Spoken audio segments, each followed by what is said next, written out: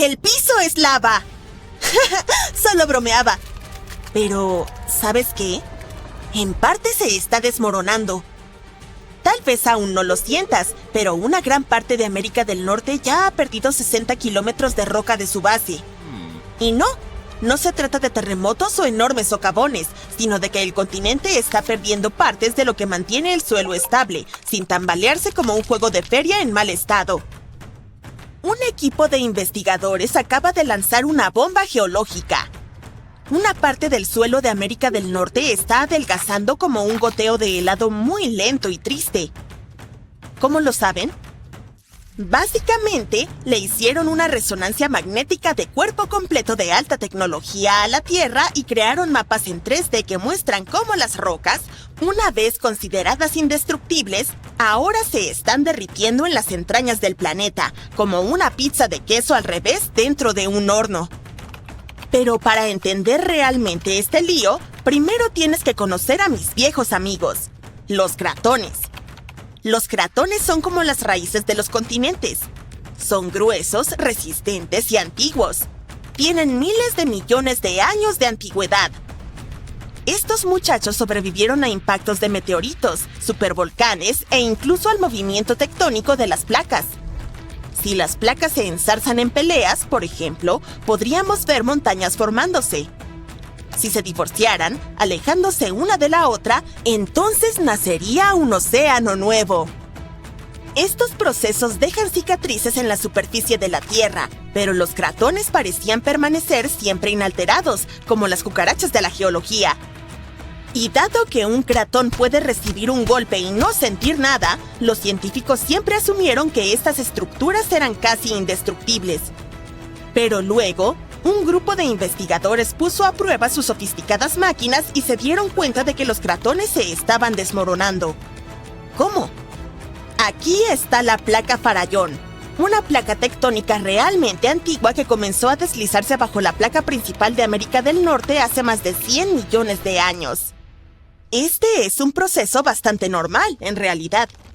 Se llama subducción, y es la forma en que la Tierra recicla rocas y evita sobrecalentarse. Este fenómeno de subducción ha estado sucediendo durante tanto tiempo que, hasta ahora, la placa Farallón está casi a 640 kilómetros del cratón, reposando bastante tranquila en el manto inferior, curiosamente cerca del núcleo externo de nuestro planeta. Pero la placa Farallón ha estado causando problemas como ese compañero de piso que se fue pero dejó cosas raras en el refrigerador. Verás, al hundirse tira de la base de América del Norte, estirándola y provocando que otras piezas se desprendan y caigan en el manto profundo. Y por si eso no fuera suficiente drama, el hundimiento de Farallón también ha filtrado agua y dióxido de carbono a las rocas circundantes, haciendo que el cratón sea aún más blando y fácil de desmoronarse. Gracias, Farallón. Muy amable de tu parte. Al estudiar cientos de terremotos a través de miles de estaciones de monitoreo, los científicos han confirmado la historia. Grandes bloques de material continental están descendiendo y adelgazando el cratón hasta en 60 kilómetros. Suena dramático, ¿verdad? Pero no te preocupes, esto está ocurriendo a un ritmo muy lento. Pasarán millones de años antes de que suceda algo notable. Tus nietos del futuro lejano podrían seguir pisando terreno sólido. Pero no te pongas demasiado cómodo. Esto puede no ser un problema urgente, pero hay otro tipo de hundimiento que está sucediendo más rápido de lo que puedes decir ¡ayuda! Aquí está el asunto. Para el año 2050, al menos 32 ciudades importantes de los Estados Unidos, incluyendo Nueva York, Baltimore y Charleston, podrían estar parcialmente bajo el agua. ¿Y adivina qué? En su mayoría, esto es culpa nuestra. Los científicos han notado que, desde 2007, algunas ciudades se han ido hundiendo en el suelo entre 1 y 2 milímetros cada año. Charleston, en Carolina del Sur, ocupa el primer lugar de la peor manera posible, hundiéndose 4 milímetros anualmente. Claro, estos números suenan diminutos y algo ridículos. Pero Charleston está apenas a 3 metros sobre el nivel del mar, y un pequeño hundimiento tiene un gran impacto cuando el océano te está respirando en la nuca. En días de inundaciones realmente malas, la gente tiene que abandonar sus autos y nadar a casa. Todo este fenómeno se llama subsidencia de la Tierra. Y cuando mezclas el hundimiento del terremoto con el aumento del nivel del mar, obtienes un cóctel desastroso de calles inundadas, tierras de cultivo salinas, bosques fantasmas y muchos propietarios muy irritados. Y no se detiene solo en las viviendas. Infraestructuras como puentes, caminos, aeropuertos y plantas de energía, todas cosas de las que dependemos diariamente, también están en riesgo de sufrir graves daños. Las redes eléctricas inundadas y las autopistas hundidas podrían causar miles de millones más en pérdidas económicas y crear peligros importantes para la seguridad. Bien, seamos justos. No todo es culpa de la humanidad. Algunos de estos problemas se remontan hasta la era del hielo. Hace unos 12.000 años, enormes capas de hielo cubrían el norte de Estados Unidos.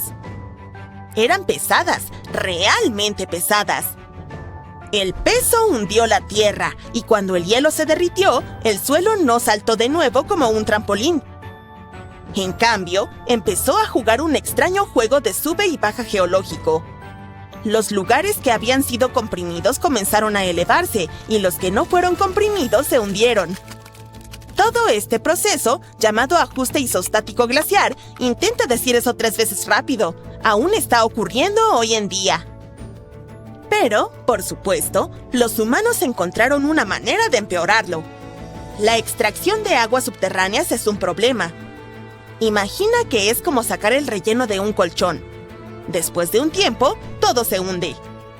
En lugares como el Valle Central de California, la tierra está descendiendo hasta 20 centímetros al año porque seguimos bombeando agua durante las sequías.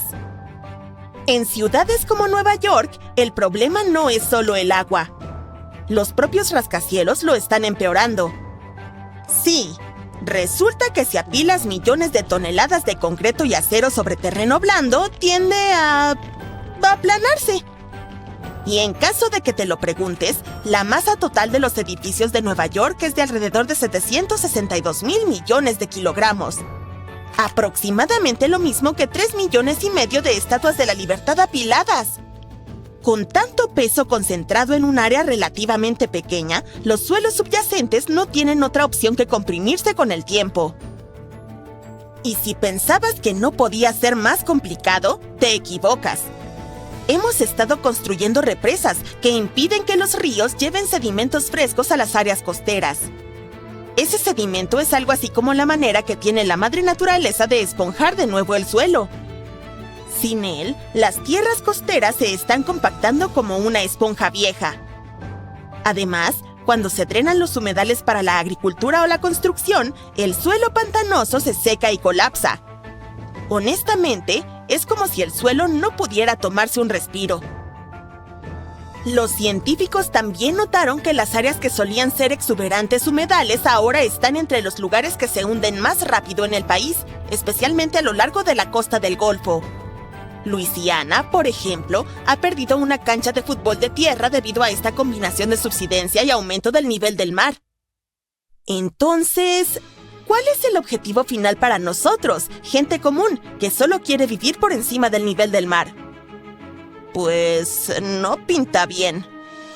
Bosques fantasmas, que básicamente son bosques inundados, están apareciendo. Las tierras de cultivo se están salinizando y volviendo inutilizables, e incluso inundaciones en días soleados, en las que las calles se inundan sin que haya llovido, se están volviendo. ¿Sabían que nuestro planeta tiene cicatrices? Una de ellas está en Norteamérica. La cicatriz nos puede revelar muchas cosas fascinantes sobre la historia de la Tierra. Pero lo más interesante es que pudo cambiar la apariencia de nuestros continentes y fracturar nuestro mundo. Pero por alguna razón esta cicatriz no lo ha hecho aún. Y esa ni siquiera es la parte más interesante. Lo más increíble de esta cicatriz es que podría albergar una fuente gigante de energía limpia y barata. Vayamos a Kansas para descubrir qué es. Hace 1.100 millones de años se formó una grieta gigante en la corteza de nuestro planeta, en el territorio del actual Medio Oeste de Estados Unidos. Se llama Corazón Roto. Esta grieta gigante está llena de magma solidificado y de lejos parece una cicatriz real. Pero, ¿cómo apareció? Corazón Roto era un antiguo valle de Rift, una enorme falla geológica que forma depresiones alargadas en la corteza terrestre. Ocurrió porque las placas tectónicas se separaron. Es como las piezas de un rompecabezas que de repente comenzaron a separarse. En ese momento, miles e incluso millones de toneladas de magma brotaron de las profundidades de nuestro planeta. Ese evento pareció un verdadero apocalipsis y duró unos 100.000 años, pero luego se detuvo y los científicos no saben por qué. Si el proceso de ruptura hubiera durado más, lo más probable es que el continente de Norteamérica se vería diferente hoy, o ni siquiera existiría. Ahora mismo, esta falla parece una herradura gigante que se extiende desde Kansas, al norte hasta el lago Superior, y al sur hasta Michigan.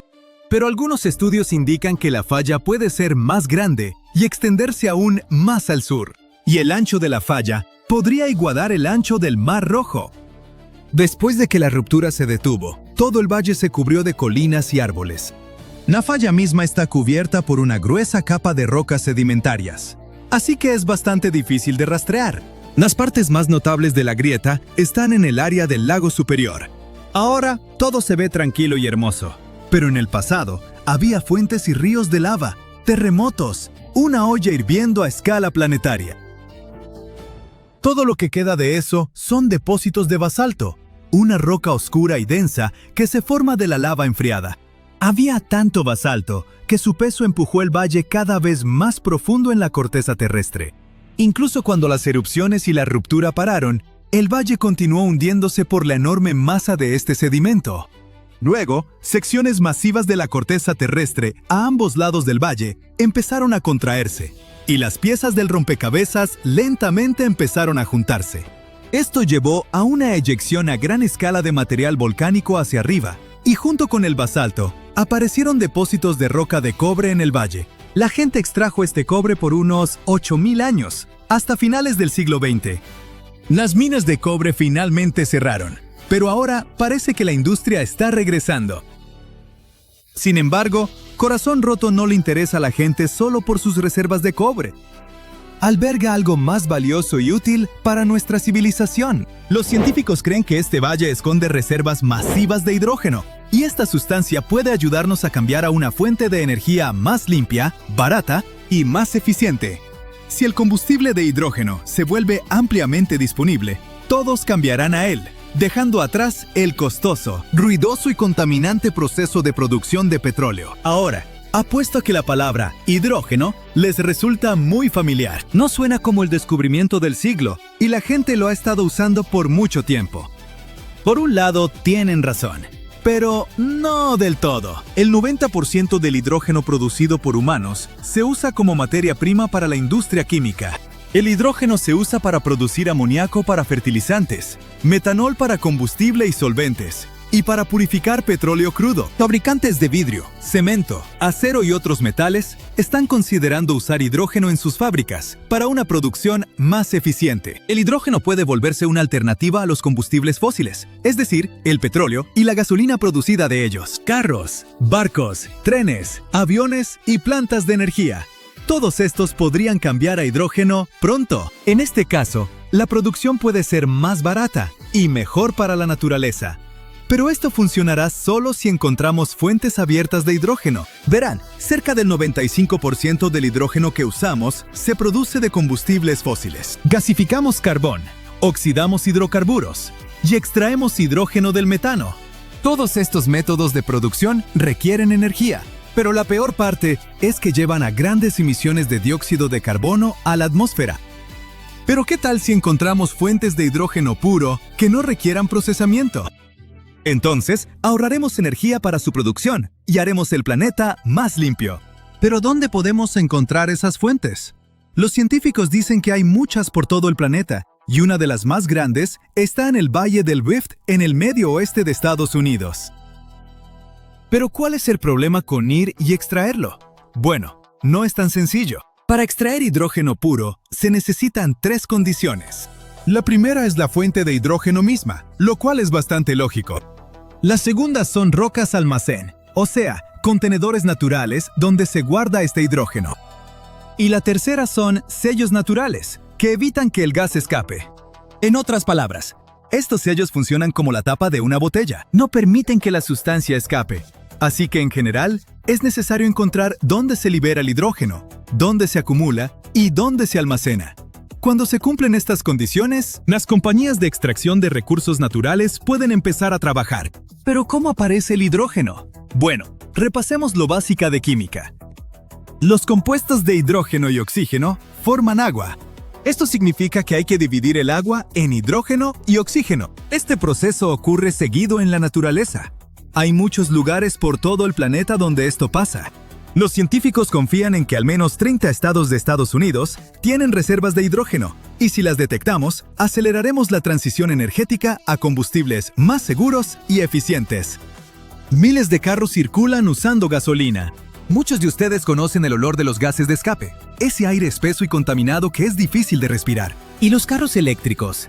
Deben estar mejorando la situación, ¿cierto? Bueno, aquí hay otro problema. Producir baterías para estos vehículos daña la naturaleza. Los materiales usados para hacer baterías son litio, cobalto y níquel. Su extracción implica una gran liberación de materiales tóxicos, no solo al aire, sino también al agua. Transportar estas baterías también crea una gran huella de carbono. Producir un solo carro eléctrico emite unas 4 toneladas de dióxido de carbono. Para compensar eso, el dueño necesita manejarlo por al menos 8 años. Eso es lo que tarda en compensar las emisiones que un carro normal produciría. ¿Y la confiabilidad y conveniencia? ¿Qué harán si la batería se acaba durante el viaje y no hay estaciones de carga cerca? Este problema se resolverá en el futuro con la creciente popularidad de los carros eléctricos. Ahora, los científicos creen que en los últimos 1.000 millones de años, la corteza terrestre ha dividido suficiente agua en hidrógeno y oxígeno. Nuestro planeta guarda este gas bajo tierra, esperando que empecemos a usarlo. Según los cálculos, aún considerando todas las tecnologías y capacidades de producción de nuestra civilización, las reservas de hidrógeno en las entrañas del planeta son suficientes para darnos energía por 170.000 años. Por eso la grieta gigante en Kansas atrae a científicos de todo el mundo. Enormes cantidades de basalto y otras rocas pueden reaccionar con agua para liberar hidrógeno. Y ahora los científicos buscan lugares donde este material se acumula y se almacena. Cuando la gente piensa en desastres, imagina algo ruidoso. Terremotos inesperados que destrozan caminos en segundos. Explosiones de gas que derrumban edificios. Erupciones volcánicas que cubren ciudades enteras de ceniza. Pero a veces, el verdadero peligro se acerca sin hacer ruido. Partes de Arizona se están hundiendo, perdiendo elevación lentamente año tras año. ¿Por qué está pasando esto? ¿Y cuánto daño puede causar algo así realmente? Arizona no está sobre roca sólida, está sobre un pastel geológico de capas de arena, arcilla y grava. Imagina que el suelo bajo tus pies es como una esponja de cocina gigante y mojada. Cuando una esponja está llena de agua, es esponjosa y mantiene su forma. Esa agua no solo está en la tierra, es lo que sostiene todo. Aquí es donde las cosas salen mal. La gente bombea esa agua para usarla, pero si la sacan más rápido de lo que la naturaleza puede reponerla, los huecos empiezan a cerrarse. Los granos se comprimen por el peso de todo lo que hay encima. Y cuando eso pasa, el suelo empieza a perder la batalla. Sin el agua para mantenerlos separados, las capas de tierra colapsan bajo el peso del mundo, casi literalmente. Pero una vez que eso pasa, ya no es como una esponja. Es como una lata de refresco aplastada. No puedes soplarle aire a una lata de refresco aplastada y arreglarla. La estructura está arruinada. Una vez que esas capas subterráneas se aplastan, quedan aplastadas para siempre. Aunque llueva 40 días con sus 40 noches, el suelo ya no puede retener el agua. A esto se le llama subsidencia del terreno. No importa si el agua se bombea o si el agua de lluvia se escurre demasiado rápido. Si la presión subterránea baja por suficiente tiempo, la tierra empieza a hundirse. Y no es algo que pase solo una vez. Cada año que se bombea más agua, la tierra se hunde un poco más. Con el tiempo, estos cambios pueden transformar pueblos y regiones enteras. Entonces, ¿cómo notan los científicos algo tan sutil? Desde el suelo, la subsidencia es difícil de detectar. La superficie no baja de golpe en un solo lugar obvio. Los edificios no se inclinan de repente. No vas a despertar un día y ver que la casa de tu vecino está unos centímetros más abajo que la tuya. La mayor parte del tiempo, todo se ve normal. Así que para ver lo que realmente pasa, los científicos tienen que mirar desde arriba, desde muy arriba, desde el espacio. Los científicos usan satélites INSAR, escáneres súper precisos en órbita que pueden detectar cambios en el suelo más delgados que una moneda, a cientos de kilómetros de distancia. Con este método, los científicos rastrearon partes de Arizona durante varios años. Lo que encontraron fue alarmante. Grandes áreas no solo se estaban hundiendo un poco, algunos lugares bajaban varios centímetros cada año. En ciertas regiones, el hundimiento total sumó más de 1 metro en muy poco tiempo. Y esto no se limitaba a un solo punto. Cuencas enteras se movían hacia abajo, como un elevador en cámara lenta descendiendo. Lo que hacía esto aún más preocupante es que el hundimiento no se detuvo en los años más lluviosos. Incluso cuando las lluvias aumentaron y los niveles de agua subieron un poco, la tierra siguió hundiéndose. En algunos lugares el proceso se aceleró. Eso les dijo algo importante a los científicos. El suelo no solo estaba reaccionando al clima a corto plazo, estaba respondiendo a años de presión acumulada bajo tierra. Incluso desde el espacio, el patrón era imposible de ignorar. Regiones enteras brillando en los mapas satelitales, mostrando un descenso constante año tras año. Lo que parecía estable desde la calle resultó estar desplazándose silenciosamente a lo largo de kilómetros. Y una vez que los científicos pudieron verlo con claridad, surgió una pregunta más grande. ¿Y ahora qué? La superficie solo aguanta hasta cierto punto antes de romperse. La Tierra no se hunde de manera uniforme. Un punto baja rápido, otro apenas se mueve. Eso jala la superficie en direcciones opuestas. La superficie intenta estirarse, pero al final se rompe. Y no hablamos de grietas en la banqueta. La Tierra literalmente se abre, creando heridas irregulares llamadas fisuras, lo suficientemente anchas para partir caminos y dañar carreteras. A la infraestructura esto le cae fatal. Los caminos se doblan, se tuercen y se pandean. Las tuberías y cables enterrados se desalinean o se rompen. Los canales que dependen de una pendiente suave y constante, de pronto dejan de fluir como deberían. Incluso los edificios que al principio se ven bien, empiezan a delatarse. Los pisos se inclinan, las puertas pueden negarse a cerrar, y fracturas largas aparecen en las paredes. Los pozos también se ven afectados. Conforme el suelo se compacta, aplasta las capas de roca subterránea como una prensa. Esto bloquea el flujo, convirtiendo un pozo funcional en un agujero seco. Básicamente, de tanto bombear, estamos rompiendo la bomba. Pero puede empeorar. Estos problemas se extienden por cuencas enteras, lo que significa que el daño puede aparecer lejos de donde empezó el hundimiento. Para cuando el daño en la superficie se hace obvio, los cambios subterráneos que lo causaron ya pueden ser irreversibles. Eso significa que el verdadero reto no es reparar las grietas visibles, sino lidiar con el suelo que sigue cambiando lentamente debajo de ellas. Entonces, ¿se puede detener o quizá revertir? Esta es la dura realidad. No hay botón de deshacer para esto. Una vez que esa roca subterránea se aplasta, queda aplastada. Lo mejor que podemos hacer es pisar el freno y evitar que empeore. Una opción es la recarga artificial. Arizona ha construido sistemas enormes para mover agua por todo el estado. Uno de los más grandes es el proyecto de Arizona Central, un canal que se extiende por más de 530 kilómetros, llevando agua del río Colorado hasta el corazón del desierto. Vierten cantidades enormes de agua en campos vacíos gigantes llamados cuencas de recarga, dejando que se filtre de vuelta al subsuelo para represurizar la tierra. No está arreglando la esponja aplastada, ese daño ya está hecho. Es más como aflojar el agarre para no aplastarla más. No recuperas el espacio, pero puedes evitar que las cosas empeoren. El otro enfoque es más difícil. Arizona trazó líneas firmes en el mapa. Se llaman áreas de gestión activa. Y dentro de ellas, el uso de agua subterránea está estrictamente limitado. Ya no puedes simplemente perforar un pozo donde sea y bombear sin parar.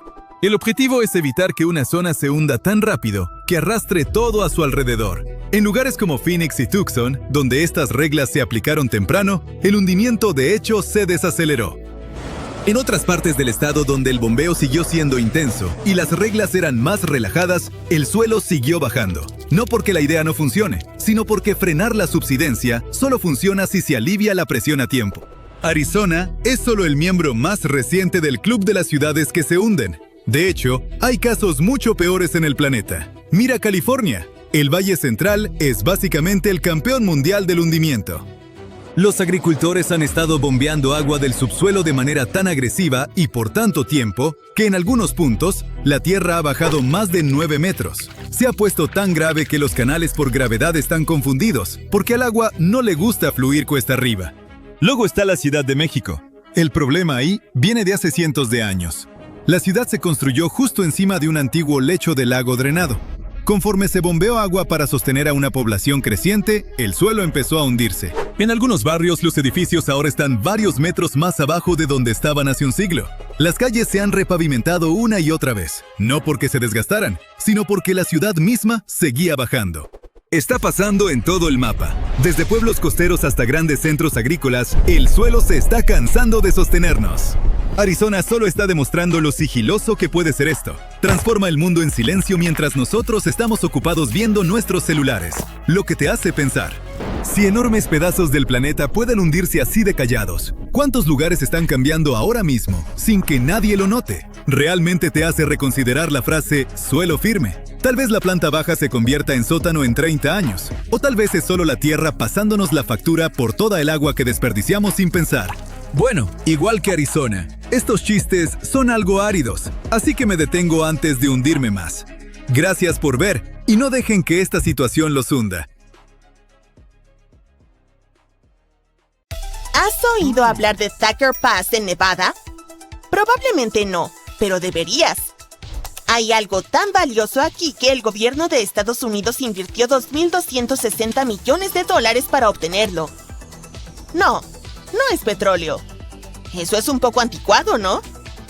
Es litio, el alma de los vehículos eléctricos, los celulares y el almacenamiento de energía renovable. Oro blanco, por así decirlo. Y extraerlo con éxito de Thacker Pass podría reorganizar el equilibrio de poder global. Pero antes que nada, ¿por qué aquí?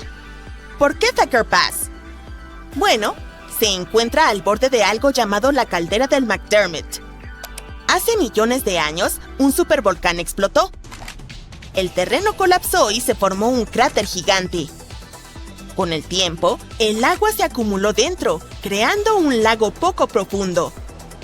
La ceniza volcánica y las rocas de los acantilados circundantes se erosionaron lentamente en el lecho del lago, llevando consigo todo tipo de minerales, incluido el litio. A medida que el lago se secó, esos minerales permanecieron, acumulándose en gruesas capas de arcilla rica en litio. Y durante décadas estuvo allí, intacto. Pero ahora, con el interés en los vehículos eléctricos en su punto más alto, esta zona de Nevada de repente se ha convertido en una de las piezas más importantes en el tablero de ajedrez energético. Los iones de litio son diminutos, rápidos, excelentes para transportar carga eléctrica dentro de una batería. Piensa en ellos como un juego de ping-pong que ocurre allí. Cuando cargas tu teléfono o tu portátil, los iones de litio se desplazan de un lado de la batería al otro. Cuando usas tu aparato, regresan, creando la energía que mantiene la pantalla encendida. Pero la mejor parte es que este proceso puede durar mucho tiempo, a veces 15 años o incluso más. Por eso, el litio es perfecto para cosas que cargamos una y otra vez, como celulares, laptops, coches eléctricos e incluso enormes redes eléctricas. ¿Y los otros metales? Son más pesados, más lentos o se desgastan más rápido. La ligereza, rapidez y extraordinaria eficiencia del litio lo convierten en la opción preferida para nuestro mundo moderno y permanentemente encendido. En este momento, no se puede conseguir suficiente litio. Gracias al auge de los vehículos eléctricos y al impulso global por la energía limpia, la demanda está disparándose. Solo en el último año, el uso global del litio aumentó casi un 25% y la curva sigue ascendiendo. Para 2030, la demanda podría cuadruplicarse y seguirá aumentando desde allí. Los vehículos eléctricos están impulsando la mayor parte de este auge. Alrededor del 85% de todo el litio producido termina en baterías, principalmente para vehículos eléctricos. Y con los autos de gasolina en retirada, cada fabricante de automóviles está luchando por asegurar su suministro de litio. Pero no se trata solo de autos. También necesitamos litio para teléfonos, laptops, relojes inteligentes, tabletas, herramientas eléctricas, drones y almacenamiento de energía de respaldo para hogares y ciudades. Basta de tirar largos cables por tu jardín mientras cortas el césped. Y no olvidemos las granjas de baterías que se están construyendo al lado de parques solares y eólicos. Todos ellos dependen del litio para almacenar el exceso de energía cuando el sol no brilla o el viento no sopla. Entonces, el problema es que vamos a necesitar mucho más litio del que estamos produciendo actualmente. Pero ese no es el único inconveniente. Aunque un país tenga litio en su territorio, eso no significa que controle la cadena de suministro de baterías. La minería es solo el primer paso. Después, el litio debe procesarse para convertirlo en un material apto para baterías, y en este momento, China domina esa etapa, ya que refina alrededor del 70% del suministro mundial. Cuando Estados Unidos, Chile o Australia lo extraen, a menudo termina en instalaciones chinas antes de llegar a una fábrica de baterías. Esa es una debilidad estratégica. Si el comercio mundial se ve interrumpido por razones geopolíticas, de transporte marítimo o cualquier otra causa, la transición hacia energías limpias se demora. Es algo así como cultivar tus propios granos de café, pero necesitas que alguien más los tueste y los prepare. Sigues siendo dependiente, solo que en un punto diferente del proceso. Por eso, Estados Unidos no solo busca más litio. Quiere que todo el proceso, desde la extracción hasta la producción de baterías, ocurra en su territorio. Y Thacker Pass podría ser una pieza clave de ese rompecabezas. Con un préstamo de 2.260 millones del gobierno federal, no es solo un sitio de extracción. Es una prueba para traer operaciones energéticas importantes de regreso. Si tiene éxito, Estados Unidos no solo estará poniéndose al día, podría dominar el mercado. ¿Qué hace a Thacker Pass diferente de otras fuentes de litio? Una palabra: arcilla. La mayoría del litio proviene de minas de roca dura en Australia o de salinas en Sudamérica. Esos métodos están bien establecidos. Pero aquí, el litio está atrapado en arcillolita, una mezcla de ceniza volcánica antigua comprimida durante millones de años. Este tipo de depósito es raro y mucho más difícil de procesar. Extraer litio de la arcilla implica cocinarlo a temperaturas extremadamente altas o sumergirlo en baños de ácido, lo cual no resulta precisamente económico ni ecológico. Pero si Lithium Americas lo logra, podría desbloquear un tipo completamente nuevo de extracción de litio, no solo aquí, sino en todo el oeste de Estados Unidos. Las primeras estimaciones sugieren que Thacker Pass podría contener suficiente litio para alimentar millones de vehículos eléctricos durante décadas. Posiblemente sea el mayor depósito en América del Norte. Por eso este proyecto es importante. No se trata solo de obtener litio, sino de demostrar que la extracción basada en arcilla puede funcionar. Si es así, abre una nueva fuente de suministro nacional. Si no funciona, Estados Unidos queda atrapado en el mismo ciclo. Extraer algo de litio, pero seguir enviándolo al extranjero para ser refinado y mantener la dependencia. Por otro lado, si Thacker Pass alcanza su plena producción, no solo cambiará de dónde obtiene Estados Unidos el litio, podría transformar toda la región. Se espera que la mina opere durante 40 años y podría convertirse en uno de los proyectos industriales más grandes de Nevada. ¡Eso produce empleos! ¡Muchos! Las predicciones dicen que cerca de 2.000 personas podrían ser contratadas. Sin mencionar el efecto dominó. Viviendas, escuelas, carreteras, hospitales y servicios de apoyo. Los economistas llaman a esto el efecto multiplicador. Una mina significa más empleos locales. Meseros, maestros, empleados de tiendas. Todo el pueblo se beneficia. En una zona rural como el condado de Humboldt, eso es algo muy importante. Y no termina ahí. Tener un suministro doméstico significa que los precios se mantienen más estables, el abastecimiento es más seguro y podemos aumentar la producción de vehículos eléctricos y baterías en todo el país. Lo que fue solo un agujero en la Tierra se está convirtiendo en un tesoro nacional para la energía, el empleo y la independencia. ¿Aún crees que estoy exagerando? ¡Hablemos de dinero! El Departamento de Energía de los Estados Unidos acaba de otorgar uno de sus mayores préstamos para energía limpia hasta la fecha. 2.260 millones para poner en marcha Thacker Pass. General Motors invirtió 650 millones para obtener acceso anticipado al litio que necesitan para sus vehículos eléctricos, su inversión más grande en materias primas. Tesla ya ha establecido... A ver, responde. ¿Sabes cómo se sienten realmente las magnitudes de los terremotos? En una magnitud 1 no notarías nada. En una de 3 podrías derramar un poco de café si estás bebiendo. En una de 5, las cosas pueden comenzar a sacudirse en los estantes y definitivamente te acelerará el corazón. Pero a 7,5, ahí es cuando el suelo mismo se rasga, los edificios se balancean y calles enteras pueden partirse. Y ahora, los científicos advierten que una falla que pensábamos que ya no estaba activa podría desatar algo tan fuerte bajo un pequeño y tranquilo pueblo de Canadá. Si recorres con el dedo un mapa del noroeste de Canadá, encontrarás Dawson City en el Yukon. Parece un buen lugar para escapar de la civilización. Después de todo, solo tiene alrededor de 1.600 residentes. Es tranquilo, remoto y famoso por su pasado de fiebre del oro. A finales de la década de 1890, Dawson City se convirtió casi de la noche a la mañana en una ciudad en auge mientras los buscadores perseguían el oro. Hoy en día, la fiebre ya pasó, pero el pueblo todavía luce como tal. Pasarelas de madera y fachadas estilo salón le dan la apariencia de un escenario salido de una película del oeste. Ah, y debajo de todo eso hay una fractura en la propia tierra. Dawson City se encuentra sobre lo que se conoce como la falla de Tintina.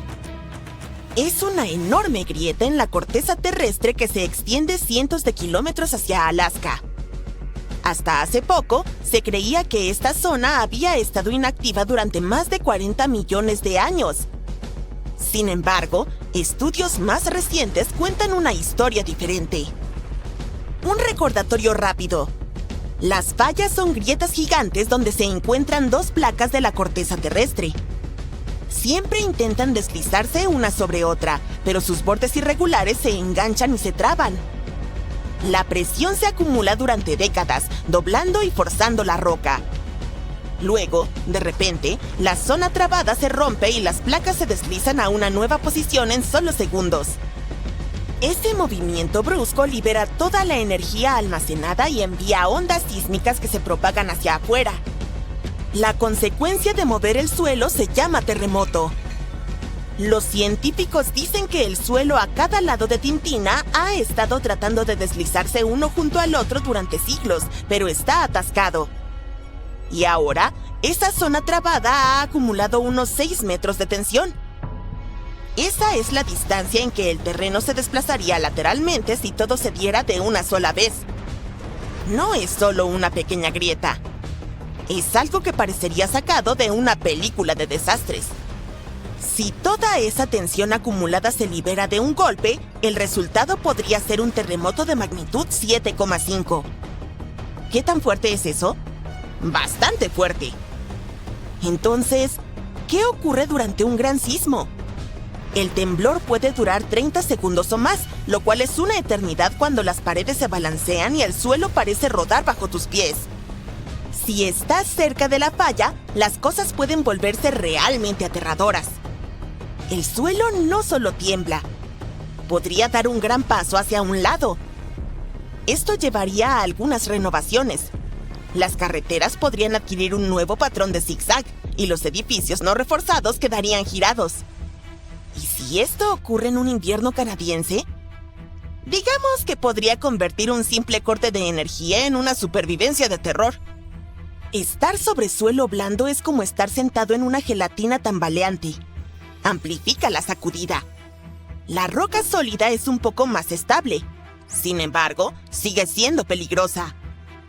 Por ejemplo, en México, en 2003, Un terremoto de magnitud 7,5 dañó más de 43,000 viviendas, deformó carreteras y cortó la electricidad por kilómetros. En Sulawesi, en 2018, el mismo nivel de magnitud no solo derrumbó edificios, sino que también provocó un tsunami y licuefacción. Todo el vecindario fue tragado cuando el suelo se convirtió en arena movediza. Aquí hay algo interesante. La mayoría de la gente no piensa en Canadá como un país de terremotos, pero en realidad tiene alrededor de 5,000 temblores al año. Sin embargo, son tan pequeños que nunca los sentirías. El verdadero punto caliente es la costa oeste, cerca de la Columbia Británica. Ahí es donde se escucha a la gente murmurar sobre el infame Big One, un futuro megaterremoto que ocurrirá a lo largo de la zona de subducción de Cascadia, una falla enorme que se extiende por casi 1,000 kilómetros frente a la costa.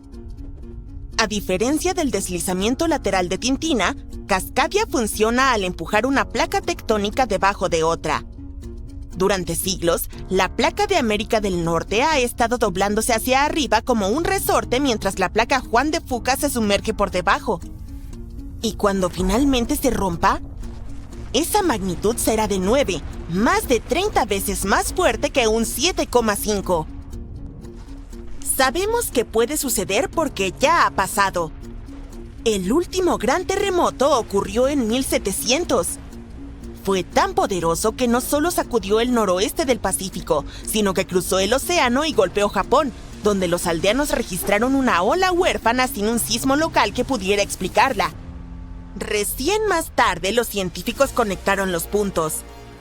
Esto nos lleva al hecho de que a pesar de todo esto, el tamaño de la falla, la tranquila acumulación de tensión y el potencial para un terremoto de magnitud 7,5, la falla Tintina ni siquiera está incluida en el mapa oficial de peligros sísmicos de Canadá. Al menos por ahora. Eso significa que no hay advertencias ni zonas de peligro codificadas por colores.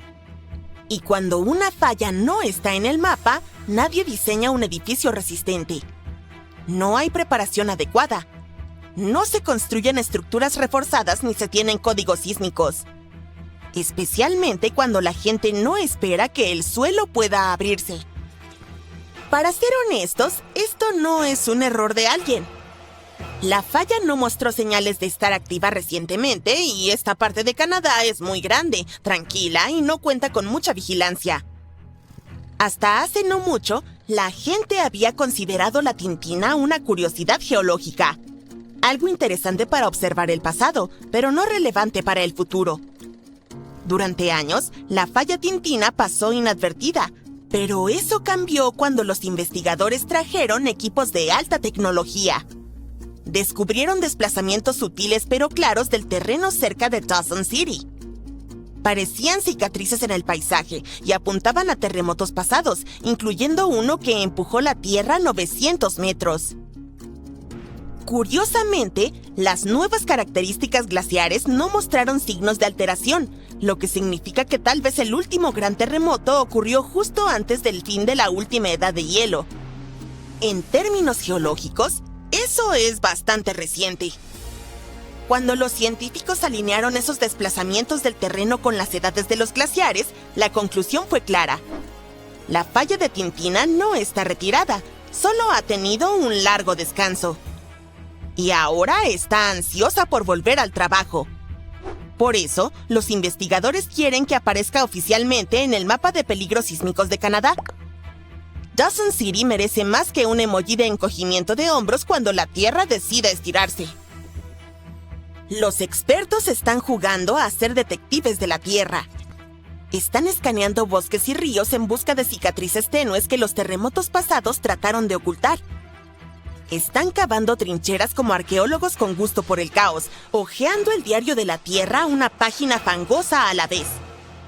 Cada grieta, pliegue y capa se añade a la historia de cuando Tintina lanzó su última rabieta y cuán fuerte podría ser la próxima.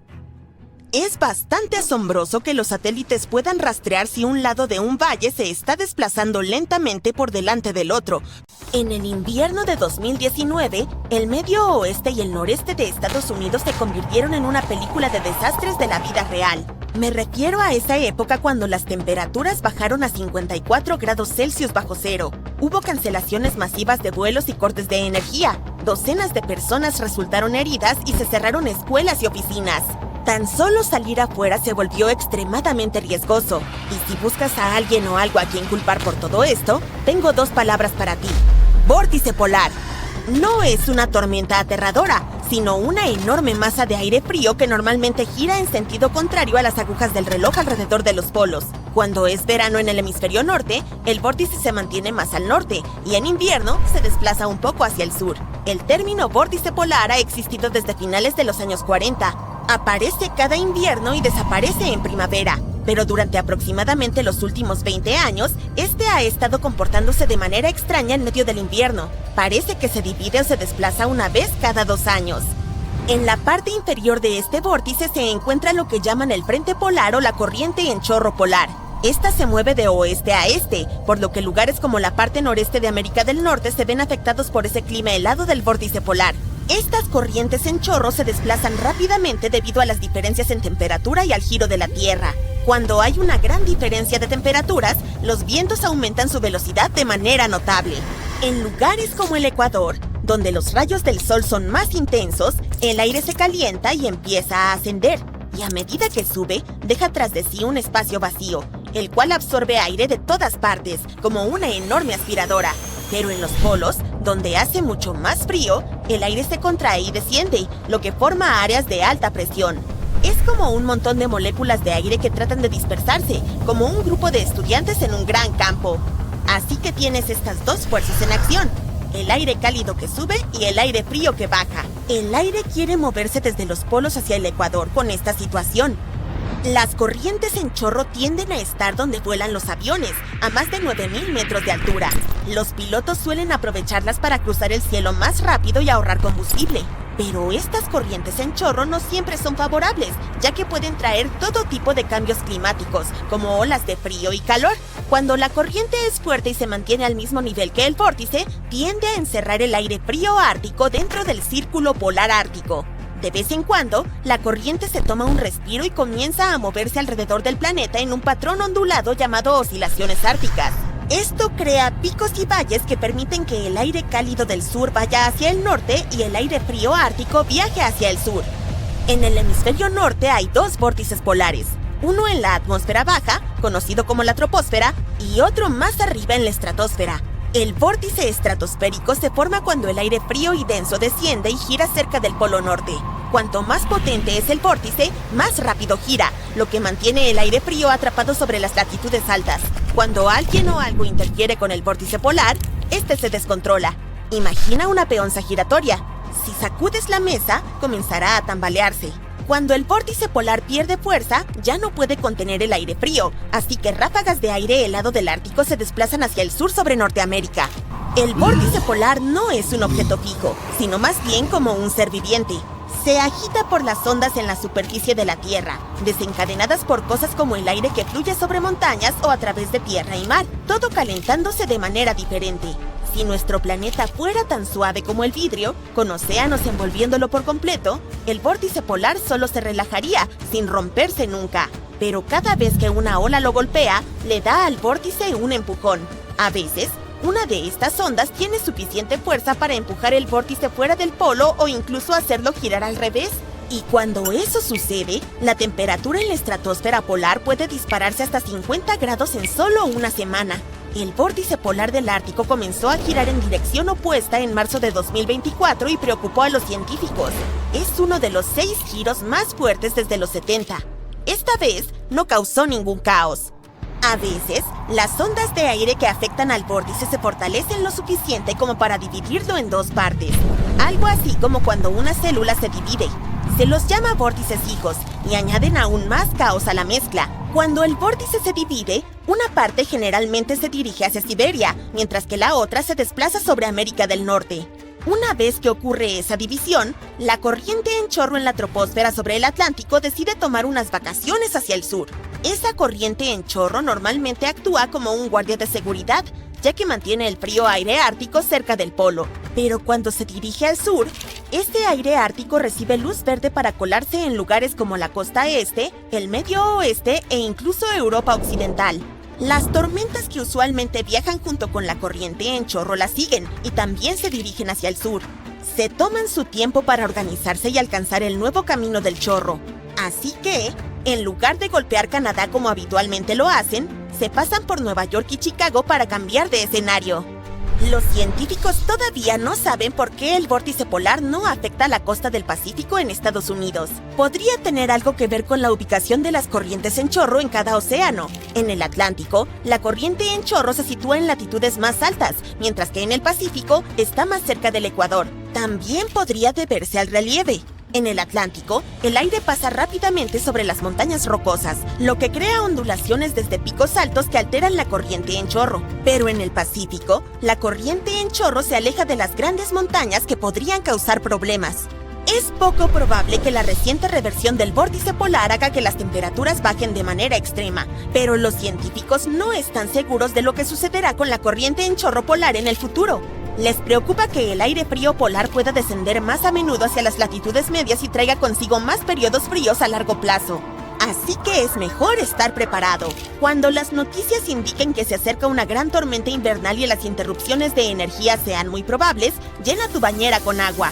Si tienes una bomba de agua eléctrica, no funcionará y te quedarás sin agua pronto. Las gasolineras también funcionan con electricidad, así que llena el tanque de tu auto antes de que llegue la tormenta para tener algo de gasolina de emergencia. Cuando llegue la tormenta y estés encerrado, ponte varias capas de ropa abrigada, ropa térmica, una camisa caliente, un suéter, pantalones aislados y calcetines de lana. No olvides los guantes para que el calor no se escape por tus manos. Cuelga mantas oscuras en tus ventanas para absorber el calor. Asegúrate de que tus puertas y ventanas estén bien cerradas y coloca algunas toallas debajo de ellas para evitar corrientes de aire. Tu sótano probablemente esté más aislado por el suelo, por lo que podría ser un buen lugar para pasar la noche. Para calentar la fría cama de invierno en tu hogar, llena una botella con agua caliente y colócala en tu zona central bajo la cobija. El agua calentará los fluidos vitales que viajan a través de tu cuerpo, los que alcanzarán todas las extremidades y las calentarán en poco tiempo. También puedes envolver tus pijamas alrededor de la botella antes de ponértelos para aumentar el efecto. Cuando regrese la electricidad, revisa todos tus electrodomésticos y aparatos electrónicos antes de encender el interruptor principal. Deben estar desenchufados para evitar daños por picos de energía. Al liberar de nuevo el suministro de agua, mantén cerradas las llaves en el nivel más bajo de tu casa para dejar salir el aire por las llaves superiores. Algunos errores tienen el poder de cambiar el curso de la historia. Una de esas anécdotas tiene que ver con una vieja y aburrida llave que pudo haber salvado al Titanic de su triste final. La llave pertenecía al armario del nido de cuervos que guardaba binoculares, los cuales podrían haber ayudado a los vigías a divisar el iceberg antes. ¡Y hay más! La llave ni siquiera estaba a bordo del barco cuando zarpó. El segundo oficial la llevó consigo cuando fue retirado de la embarcación en el último momento. Según cuenta la historia, el oficial olvidó entregarle la llave a su reemplazo en su apuro por desembarcar. Así que, cuando los vigías necesitaban desesperadamente binoculares, no tuvieron suerte. Uno de los vigías, llamado Fred Fleet, incluso testificó que si hubiesen tenido binoculares, habrían visto el iceberg a tiempo para evitarlo. Y cuando se le preguntó cuánto antes, Fleet respondió: lo suficiente como para apartarnos del camino. En 2015, algunos subastadores consiguieron la llave de Blair y la presentaron como uno de los artefactos más importantes del Titanic. Verdaderamente creían que podría haber salvado el barco. Blair conservó la llave como un recuerdo y se la pasó a su hija Nancy. En un momento, estuvo en subasta, con un precio superior a los $80,000. Blair, al parecer, era todo un héroe. Un año después del desastre del Titanic, se le otorgó una medalla al valor por salvar a un tripulante que había caído por la borda mientras estaba a bordo del transatlántico Majestic. Puede que olvidara una llave, pero definitivamente no se olvidó de ser un héroe cuando más importaba. Esta historia es tanto divertida como trágica. Se trata del Mars Climate Orbiter de la NASA, que costó $125 millones. Los ingenieros de la nave espacial no hicieron la conversión de medidas del sistema inglés al métrico antes del lanzamiento y, como resultado, la perdieron. El equipo de navegación del Laboratorio de Propulsión a Chorro utilizó el sistema métrico de milímetros y metros, mientras que Lockheed Martin Astronautics en Denver usó el sistema inglés de pulgadas, pies y libras. Los ingenieros de JPL confundieron las lecturas de aceleración medidas en unidades inglesas de libra segundo con una medida métrica de fuerza llamada Newton segundo. Lo peor es que ninguno de los procedimientos de control de calidad del JPL detectó el error en los 9 meses que le tomó a la nave espacial recorrer los 742 millones de kilómetros hasta Marte. Eso es mucho tiempo perdido en la traducción, ¿no crees? Los errores de cálculo fueron suficientes para desviar tanto a la nave espacial que voló demasiado profundamente en la atmósfera marciana y fue destruida cuando entró en su órbita inicial alrededor de Marte. Es vergonzoso perder una nave espacial por un error matemático tan simple. Y es difícil pensar en otro ejemplo de una pérdida tan grande debido a la confusión entre el sistema inglés y el métrico. ¿Has oído hablar del error matemático que llevó al descubrimiento del Nuevo Mundo? Spoiler: involucra a un hombre llamado Cristóbal Colón y un globo terráqueo realmente grande. En 1492, Colón zarpó de España con la misión de encontrar una nueva ruta comercial hacia Asia. Él estaba convencido de que estaba a menos de 4.828 kilómetros de Japón y que solo un poco más de navegación lo llevaría a las Indias con todas sus ricas especias. El único problema era que Colón estaba un poco equivocado en sus cálculos. Muy equivocado, de hecho. Cometió un error al estimar el tamaño del globo terráqueo, lo que le llevó a creer que la Tierra era mucho más pequeña de lo que en realidad es. Ahora, sé lo que estás pensando. ¿No tenía miedo Colón de caer por el borde del mundo? Contrario al mito popular, Colón y su tripulación sabían que la Tierra era un globo, al igual que los antiguos griegos lo sabían 2 milenios antes. No estaban preocupados por caerse por el borde, sino más bien por el tamaño del océano que planeaban cruzar. Y para empeorar las cosas, Colón no tenía idea de que existía una masa de tierra desconocida entre España y Asia. Después de semanas en el mar, Colón finalmente llegó al Caribe. Creyó que había desembarcado en las afueras de Asia, por lo que nombró a las islas como Indias Occidentales. Continuó explorando el Caribe y la costa norte de América del Sur. Pero aquí es donde las cosas se ponen realmente interesantes. Aunque Colón insistió hasta su último día en que había llegado a Asia, otro explorador italiano llamado Americo Vespucio mapeó la costa oriental de Sudamérica hasta Brasil y demostró de manera concluyente que Colón en realidad había descubierto un mundo completamente nuevo. Un cartógrafo alemán vio los mapas de Américo y nombró la nueva masa de tierra América en su honor. Y como sus mapas eran sumamente populares en ese momento, el nombre perduró. Un hombre llamado Alexander Fleming tropezó accidentalmente con uno de los descubrimientos médicos más importantes de todos los tiempos. En cierto momento de su carrera, Fleming observó la muerte de muchas personas debido a infecciones incontrolables. Se usaban antisépticos para combatirlas, pero a menudo causaban más daño que beneficio.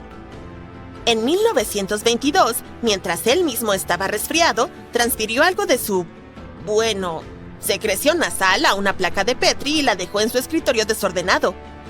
Cuando finalmente la examinó semanas después, descubrió que una enzima tenía algunas propiedades antimicrobianas. No fue hasta 1928 cuando Fleming dejó un plato de Petri destapado junto a una ventana abierta que se topó con el descubrimiento que cambiaría el mundo. El plato se contaminó con esporas de hongos. Y cuando las examinó al microscopio, Fleming descubrió que las bacterias cercanas al hongo estaban muriendo. Logró aislar el hongo y descubrió que era efectivo contra numerosas cosas que causaban enfermedades. Y así fue como se descubrió la penicilina. Como el mismo Fleming lo expresó, yo no descubrí la penicilina, la naturaleza lo hizo. Yo solo la encontré por accidente. ¡Vaya golpe de suerte! En los primeros años de la década de 1520, la costa este de los Estados Unidos de América era un gran misterio esperando ser resuelto. Los españoles encontraron Florida y los ingleses y portugueses descubrieron Terranova, pero el área intermedia era como un espacio en blanco en el mapa. Francia decidió tomar medidas y envió una expedición para explorar la zona. Eligieron a un hombre llamado Giovanni da Verrazzano para liderar el viaje. Para esta expedición, contó con 4 barcos. Desafortunadamente, 2 de ellos naufragaron, y un tercero regresó a casa tras realizar otros negocios en la costa española. Solo la nave insignia, la Dauphin, cruzó el Atlántico con Verrazzano y su tripulación de 50 hombres. Verrazzano zarpó de Madeira y desembarcó en Cabo del Miedo. Desde allí, navegó hacia el sur, pero se asustó un poco de encontrarse con los españoles, así que regresó a algún lugar al norte de Charleston. Ancló no muy lejos de su punto de desembarco original, pero a diferencia de otros exploradores, prefirió fondear bien mar adentro. Sin embargo, envió un bote a la costa y conoció a los nativos. Fueron descritos como que usaban solo unas pieles de animales para cubrir sus cuerpos y guirnaldas de plumas de aves. Al navegar a lo largo de la costa, llegó a los Outer Banks de Carolina del Norte. Creyó que las aguas que había descubierto eran las del Pacífico. En realidad, lo que había encontrado era el Pamlico Sound. Pensó que América del Norte era solo una larga y extremadamente estrecha franja de tierra. Este error llevó a los cartógrafos a mostrar América del Norte casi completamente dividida en 2. Continuando, Verrazzano llegó a un hermoso lugar que llamó Arcadia, probablemente Kitty Hawk, Carolina del Norte. Navegando más al norte, pasó por alto las entradas a las bahías de Chesapeake y Delaware porque se mantenía bastante alejado de la costa hasta Nueva Jersey. Entonces, el momento que todos hemos estado esperando. Verrazzano descubrió el puerto de Nueva York y ancló en los estrechos. Posteriormente, fue nombrado en su honor y ahora está conectado por el puente Verrazzano Narrows.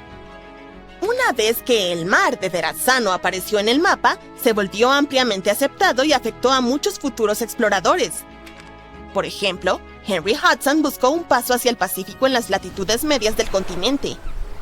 Pero resulta que el inglés nunca encontró el Océano Pacífico cerca de Virginia y el mito cartográfico eventualmente se desvaneció. Es curioso pensar cómo una creencia errónea pudo tener tal impacto en la historia. Hay un lugar en la Tierra que parece salido directamente de Dune. En medio de un ardiente desierto se elevan enormes plataformas de piedra y barro. Y de algún modo, la gente logró sobrevivir en un entorno tan hostil.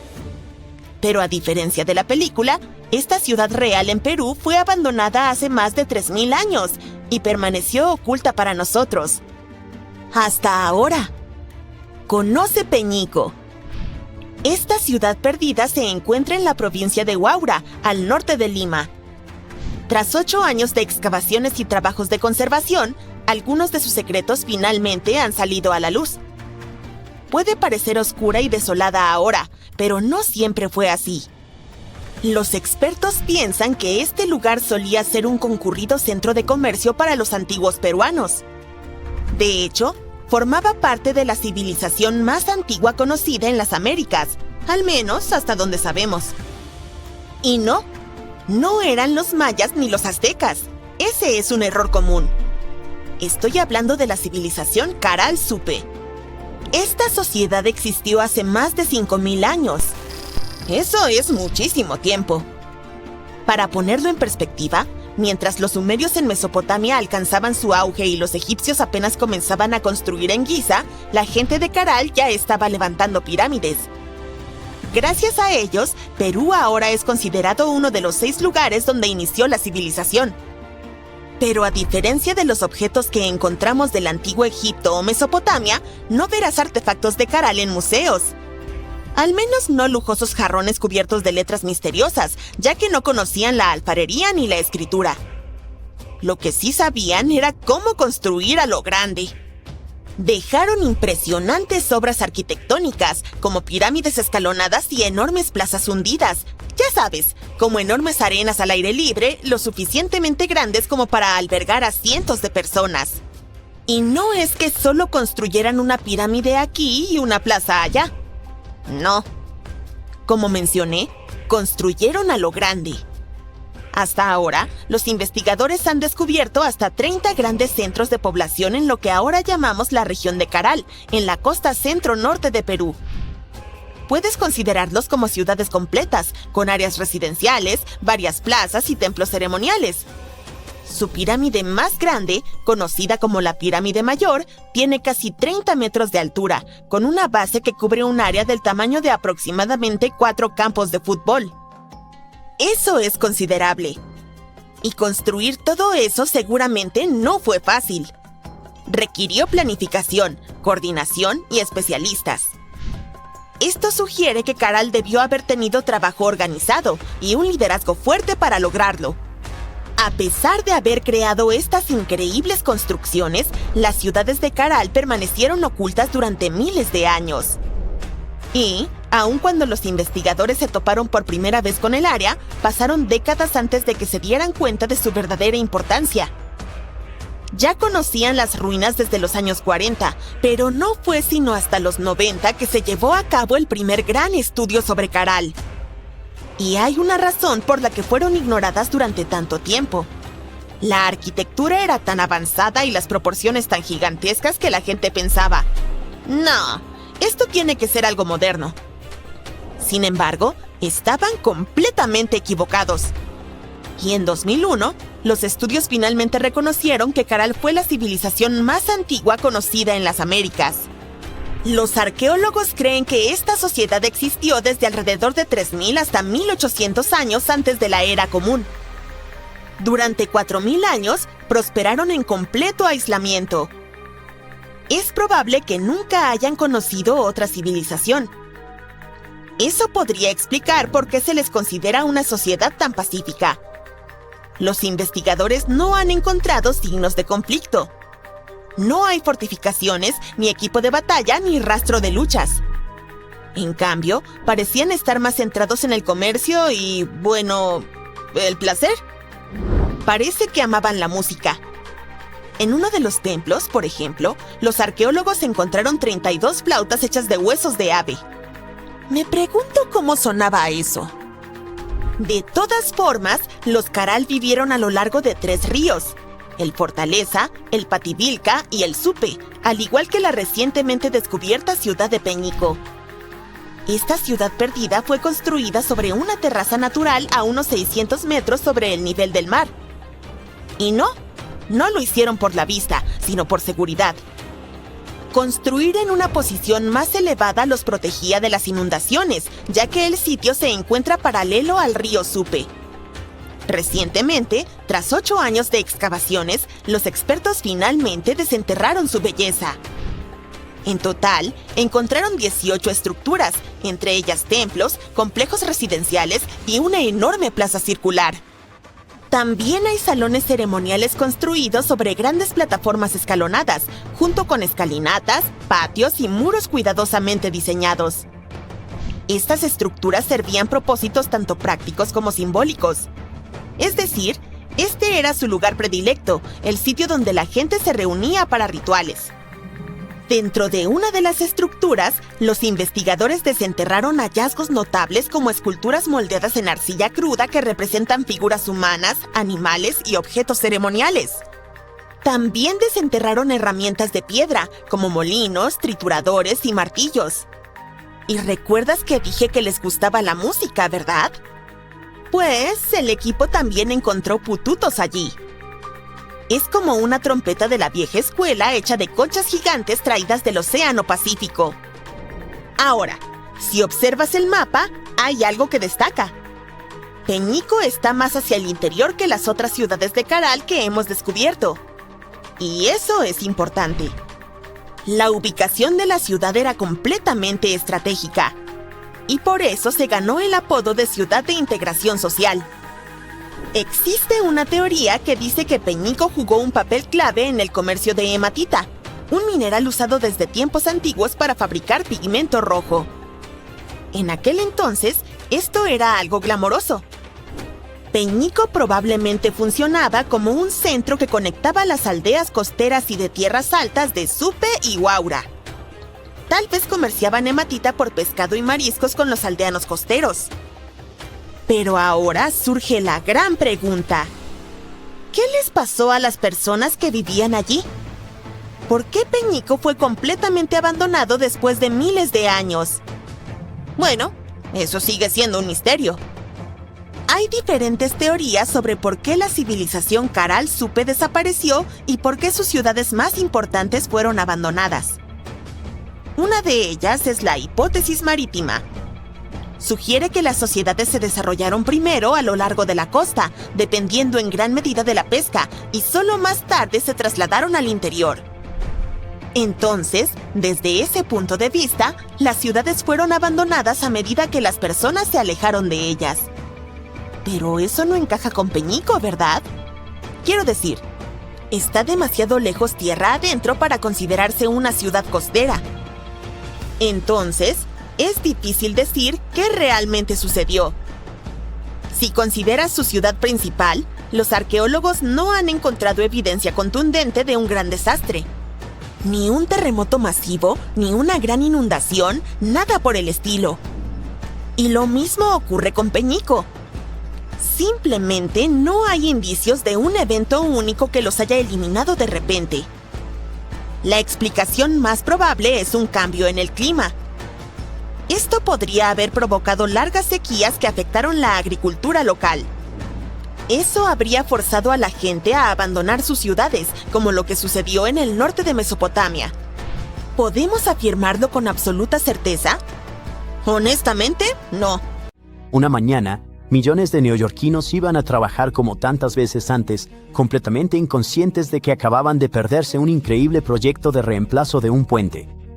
Un equipo de ingenieros y constructores reemplazó el cruce de 3 millas por una nueva estructura diseñada para durar 100 años. Pero lo realmente mágico es que sucedió tan silenciosamente que nadie siquiera se dio cuenta.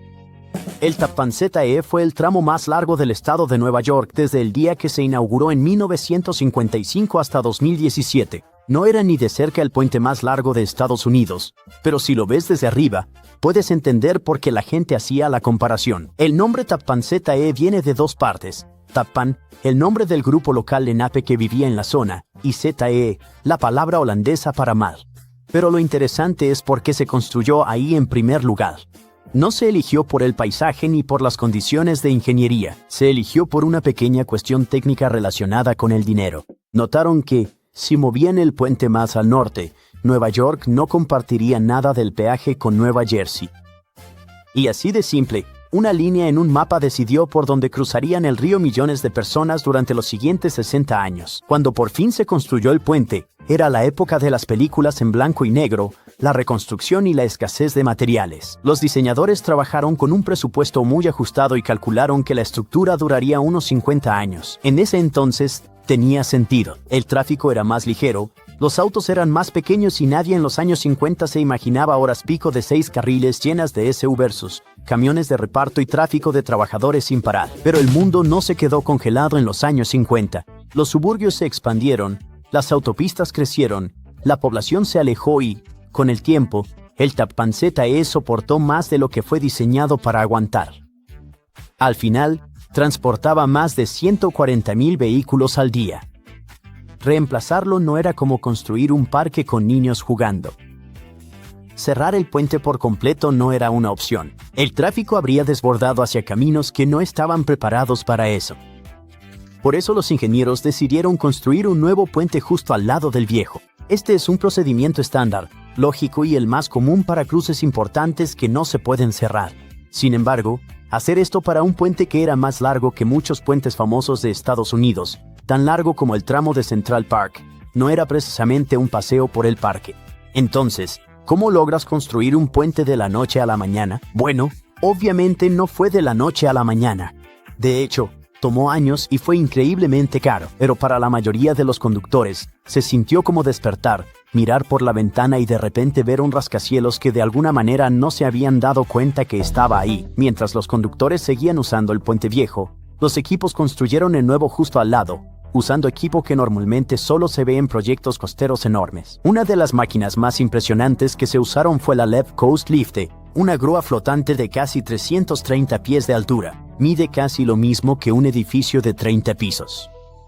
Levantaba enormes secciones de acero prefabricadas de cientos de toneladas, colocándolas con cuidado. Los conductores la veían desde la carretera, pero como su ruta no cambiaba, muchos la veían solo como parte de la obra. El nuevo puente creció pieza por pieza hasta que la primera mitad pudo soportar el tráfico. Para los conductores, se sentía como si el puente se estuviera moviendo y reorganizando suavemente bajo sus ruedas, como un enorme rompecabezas de concreto que iba tomando su nueva forma, un carril a la vez. Se abrió en pequeños pasos, planeados para que los conductores no sintieran nada inusual bajo sus ruedas. Una vez que todos los autos pasaron al nuevo tramo, el viejo Tappan Zee fue desmontado lenta y cuidadosamente. La mayor parte se retiró pieza por pieza usando grúas y barcazas. Una sección tuvo que ser demolida con explosivos controlados porque no era lo suficientemente estable para retirarla manualmente. Pero incluso eso se hizo temprano en la mañana, con todo bloqueado y asegurado. Todo este proyecto de ingeniería del puente de la autopista de Estados Unidos, la construcción, los cambios de carril y la demolición y reconstrucción del puente, se logró, y aún así nunca fue necesario cerrar el tráfico por mucho tiempo. Pero ¿qué podemos decir de nuevo? El viejo puente Tappan Zee fue reemplazado por el puente Gobernador Mario M. Cuomo, nombrado así en honor a un exgobernador de Nueva York. Aunque el nombre es difícil de pronunciar, los locales aún lo llaman Tappan Zee. El puente es una gran mejora.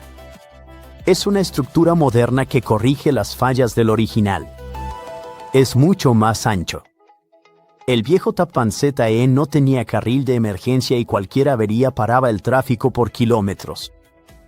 El nuevo puente por fin tiene espacio a los lados para que los autos se orillen de manera segura y los vehículos de emergencia puedan pasar sin tener que zigzaguear entre los carriles. Los propios carriles se ampliaron para la exigente hora pico. Tiene sistemas de respaldo integrados en su estructura, así que si una parte falla, el puente sigue siendo seguro. Otra característica nueva que a todos les gusta es un camino compartido para bicicletas y peatones. Ahora la gente puede caminar o andar en bici cruzando el río Hudson, algo que era imposible en el antiguo puente. Hasta la iluminación fue modernizada. En lugar de los viejos focos naranjas, el nuevo puente usa LEDs brillantes y ahorradores de energía que pueden cambiar de color para las fiestas y eventos. El nuevo sistema es mucho más práctico y fácil de mantener. Mientras que el Tappan Zee original se construyó de manera barata y rápida, este nuevo fue diseñado para durar al menos un siglo. Tiene materiales más resistentes, mejor protección contra la corrosión y una estructura pensada para las cargas de tráfico actuales. Pero tuvo un costo, y es una de las preguntas que a la gente le gusta hacer cuando escucha sobre la renovación. ¿Cuánto costó realmente esto y en qué se gastó todo el dinero? Y la respuesta es más grande de lo que la mayoría espera. Todo el proyecto costó alrededor de $4.000 millones, convirtiéndolo en uno de los proyectos de reemplazo de infraestructura más caros en la historia del estado. Para muchos conductores, eso suena increíble, especialmente porque nunca sintieron una interrupción importante. Pero el precio tiene sentido una vez que lo desglosas. Una gran parte del presupuesto se fue directo a la parte que nadie ve, a menos que mire desde lejos, las cimentaciones. El río Hudson cerca de ese lugar es ancho, profundo y desigual, y está lleno de lodo que no coopera para nada. Los ingenieros tuvieron que perforar enormes pilotes de acero profundamente en el lecho del río, usando máquinas estacionadas en plataformas flotantes. Pero luego está la factura de los materiales utilizados. Un puente atirantado moderno no utiliza acero de segunda. Utiliza metal y concreto de alta calidad, resistentes a la corrosión y preparados para tormentas, diseñados para sobrevivir décadas de camiones, viento, sal y el invierno. Y estas no eran piezas que pudieras comprar en una ferretería. Secciones gigantes fueron hechas a la medida en fábricas y transportadas en barcazas. Sin embargo, este método fue lo que hizo posible todo el proceso de construcción del puente de la noche a la mañana. El nuevo puente llegó en piezas y literalmente fue ensamblado pieza por pieza. La mano de obra y logística fueron gran parte del costo. Miles de trabajadores se turnaron bajo climas extremos y lluvia. Coordinar barcazas, botes, tráfico, seguridad y grúas enormes junto a una autopista activa no es como construir en un terreno vacío. Cada fase tenía que alinearse con la siguiente, porque un solo error podría haber cerrado todo el cruce. Ese tipo de mano de obra y planeación es una gran parte de por qué el costo fue tan alto. Pero considerando que el puente es increíblemente largo y durará al menos un siglo, parece una inversión significativa. Reemplazar el viejo Tappan Zee no se trataba de romper récords ni de construir el puente más largo de Estados Unidos.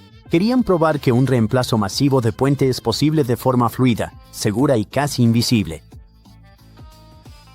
En el mundo moderno, las horas pico pueden sentirse como una pesadilla interminable, y miles de estructuras obsoletas tendrán que ser reemplazadas eventualmente. Pero si se puede coordinar sin que nadie llegue tarde a una cita o al trabajo, entonces realmente vale la pena admirarlo y apreciarlo.